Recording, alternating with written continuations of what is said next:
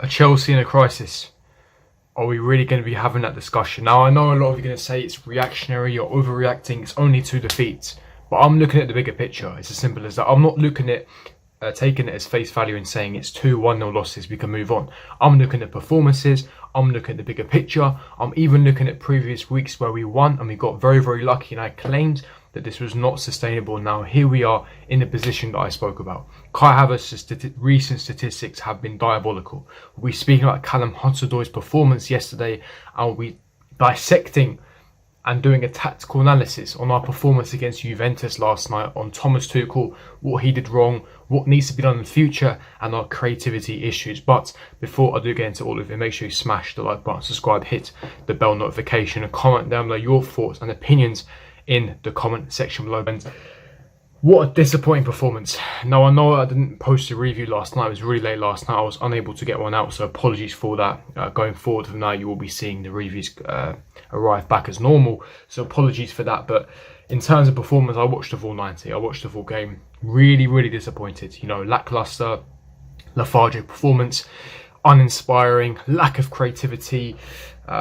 You know, we dominated possession, 72% possession, but we created absolutely nothing. Zilch. There was nothing there, no substance, no ability to break down those low blocks, no spaces in the lines, no creative players. And that was my main issue with yesterday's performance. And if we dissect this game further, it really was a tactical disaster class. It was a complete mess. It was an absolute mess. Now, we know Tuchel, he would have deployed his 3-4-2-1 formation. That's classic. Now, to be fair to Tuchel, he did have some injuries. You know, we were riddled with injuries. Reece James is out until at least after the international break. N'Golo Kante was tested positive for COVID-19 a couple of days ago, so get well soon to him. Christian Pulisic is still on our back. Mason Mount is still injured. So there's 4 key players that are essentially first-team players there that were unable for selection. So I guess you can pull out the injury card. But again, the 11 that was starting yesterday, there is absolutely no excuse why we shouldn't have at least got a draw yesterday, especially when Dybala and Morata were injured for Juventus. So for me, it's an excuse that we can't really use. Now, we know that the formation that he deployed, we have those 2 fake number 10s attacking in the system. And with this formation, because we've got that extra defender, this means that you need players that are extremely pressure resistant, that are extremely creative. Those 2 attacking 10s, Kai Havertz and Hakim Ziyech. If Chelsea were to score last evening, if Chelsea were to create anything, we had to rely on those 2 players, and those 2 players had a shocking performance. It was a complete disaster class. It was the incorrect formation to use, and the whole setup was a catastrophe. You know, when you're utilising a formation like this, as I stress, you've got the extra defender, you need acceleration, you need width, and you need precision. And especially against a low block team like Juventus, they're compact, they're rigid, they're resolute in their structure and shape. This means that they want you to go central because they're so compact in their structure. They've got Bonucci, they've got Matthäus de Ligt, they've got these strong, world-class elite centre-backs who are good at winning aerial duels, who are good on the ground, who are good at playing the ball at the feet as well. When you're compact and rigid, that means you have to utilise the wings. You need width, you need dynamism, you need dynamic wingers, dynamic fullbacks to stretch Juventus and create opportunities to create those overloads. But we did nothing. Who did we have on the wing? We had Marcos Alonso and Cesar Azpilicueta, and that for me sums up the whole entire game. Extremely infuriating, extremely frustrating. You've got 2 players who've got no acceleration, who've got no pace. And is it not a coincidence to you as you're watching a game when Alonso is free on the left wing back space? He has free space, acres and acres of land, and Juventus are like, here you go, here's the ball, because they know Alonso's not going to create anything with it, because that's not his role in the team. They know that Alonso and Azpi haven't got the acceleration, they haven't got the pace to stretch Juventus. That's why Juventus were so compact. They let us have the ball out wide because we haven't got creative wing backs. This is why I was screaming for Chilwell and Callum Hudson-Odoi to play, because they've got the pace, they've got the acceleration, they can stretch Juventus. This frees up space for Havertz and Ziyech in the half spaces in between lines to be able to create an opportunity, to be able to carve out an opportunity.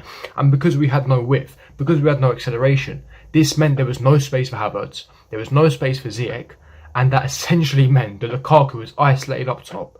It's as simple as that. It's very, very basic. And Chilwell was brought on in the second half. It was way too late by then. And then you've got the situation with Callum Hudson-Odoi. I don't like him at wing back. Yes, he can do a job. Yes, he can do a role, but for me, he's better in his best position, his best natural position, which is left wing, because he's able to create, he's able to cut in on his predominant right foot, he's able to dribble past your man, he's really good in terms of 1v1s, he's got fantastic passing ranges.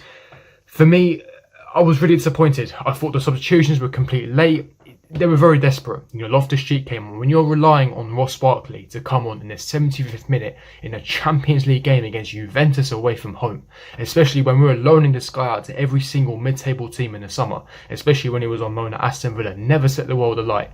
When you're relying on him for creativity, that's when there's a massive issue in this team. And I was screaming to all of you guys in the summer that we need a creative player. I was slandered for it. I was told, no, we just need a goal scorer. Cool. We got the man. We got the goal scorer. Now what's happened now? What's happened now? Because of last season, we were told that, oh, we create so many chances. Look at our missed XG. No, those XG stats that you saw from a Sky Sports table were completely inflated by set pieces and low quality chances. We don't create high quality chances. This is not down to Tuchel. This is down to the individual characteristics of the players. We haven't got a natural creator in the team. The only two that we can argue that are natural creators are Callum Hudson-Odoi and Christian Pulisic.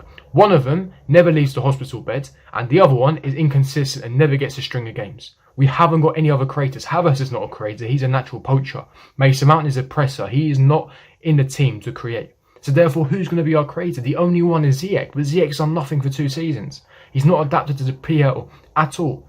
You look at Man City, Kevin De Bruyne, Bernardo Silva, Riyad Mahrez, they're all natural creators. They create an abundance of opportunities. Why? Because they've got natural creators in the team. We haven't got that. For me, it's an emergency position. It's a solution that we need to find. And in January, we have to break the bank. Whether it's Paulo Dybala, whether it's Husam from Lyon, whether it's Lautaro Martinez to link up the play with Lukaku like they did at Inter Milan. I don't care who it is. We need to break the bank for a world-class elite creator because we're not creating chances. Now, some people can say it's the system. That's Tuchel's job. No, it isn't, because if your characteristics as a player is not to create, you can't become a creator overnight. That's nothing to do with the system. As I said, yes, it's down to Tuchel for playing Alonso Azpilicueta. He went with experience. They haven't got acceleration. They haven't got pace. They're not going to be stretching Juventus whatsoever. And again, our attacking number 10s. Havertz was poor. Yes, I understand there was no spaces, but Havertz was poor, and he's been poor for a long time now. I'm going to read you statistics for the past 4 games. Kai Havertz, in his last 4 games, he's got 4 out of 23 ground duels won, 1 out of 12 aerial duels won, 1 out of 7 dribbles completed, 0 chances created. We're not talking about big chances here. We're talking about little chances, not even low quality chances. In his previous 4 games, he hasn't created a single chance. He's not scored a single goal, which is he is in the team for, and he's not gotten a single assist again, which is in the team for. So for me, he's not doing his job. And I understand he's young, so there's going to be some inconsistencies. But for a player of Kai Havertz's caliber and quality, you should be expecting him to be, contender for Young Player of the Year. He should be up there for those accolades, for those awards. He's nowhere near that level. He's still living off that Champions League final goal. And listen, I'm one of Kai Havertz's biggest fans. I believe he's a generational talent. But, you can't be living off one goal forever. This can't be another Fernando Torres. You scored a goal against Arsenal in pre-season. You scored against Liverpool away from home. Fair enough, you score in the big games. But, you haven't done anything for the previous games. It's simply not good enough. It's not good enough, especially for where we are. And I know this may be an overreaction, and as I said at the start of the video, I'll repeat myself again. Chelsea may be in a crisis. I'm not saying we are, but we may be if we are not able to find a solution to these creative problems. I mentioned this. When was the last time Chelsea genuinely dominated a game, created an abundance of chances, and won the game convincingly? You can't name me one. The only one is Arsenal away from home. That was game week 2 back in August. Tomorrow is October. The first game of the season, Crystal Palace. We won 3-0. Sounds convincing, sounds dominating, not at all. We didn't create anything. The first goal was a free kick from Marcus Alonso. Until then, Crystal Palace was sat in a low block. We created no high quality chances whatsoever. Pulisic was a rebound. Chalobah was a long shot goal. The Arsenal game was the only one. Anfield, 10 men, did nothing. First half, we performed well. Second half, again, for me, that's a bit of an anomaly. I'm not going to count Liverpool because of the red card. It completely killed the game. Aston Villa, we won 3-0 again. Sounds convincing and dominant. Not at all. Not at all. Lukaku was extremely clinical that game, and that is a type of football that is simply not sustainable in the long term. In the long run, that's not going to win you Premier Leagues because you need consistency. You need sustainability. scoring every single attempt you have, it's not sustainable. Lukaku got lucky that day. He got 2 goals, 2 attempts, 2 goals. You're not going to get that every game. You're not going to get that every game. And going forward, we weren't great. Our attack wasn't clicking at all. Zenit again didn't create a single chance. We had massive creativity issues. We got lucky. Lukaku again, 1 attempt, 1 goal. We got away with a 1-0 win, but you can get away with it here and there. You can't get away with it for a whole season and expect to win a title. That type of football is simply not sustainable, and we've run into some issues now. Man City was a clear example. Juventus last night was another clear example. Going forward is a massive problem, and every time we got a goal down, it seems like it's game over. We're not coming back. I knew deep down after Juventus scored it was game over because we're not creating chances. We're not, and it's a massive issue that we need to fill. I'm not sure what Tuchel's going to do. The only solution I have is we switch to a 4 at the back. We need an extra attacker to be able to stretch the opponent's back line, to be able to allow more spaces in the lines and the half spaces, to create more opportunities, to create those overloads. And essentially, yes, it's going to make us more vulnerable at the back, but we need to score more goals. We need more creativity in the team. That is now down to Tuchel on the training ground to find a solution until January, where we can then invest into a world-class creator. But that's my thoughts and opinions. What do you guys think? Leave your thoughts and opinions in the comment section below. If you did enjoy, don't forget to smash the like button, subscribe, hit the bell notification, and I'll see all of you guys for my next video. Peace.